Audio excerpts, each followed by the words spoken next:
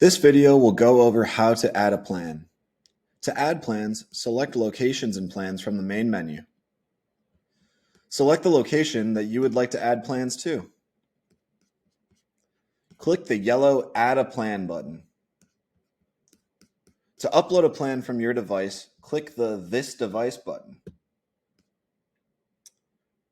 Select the plan that you would like to upload. There are two options for naming a plan.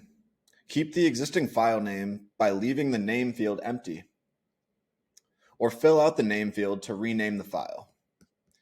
Enter the plan type, any categories or trades, and then press Save.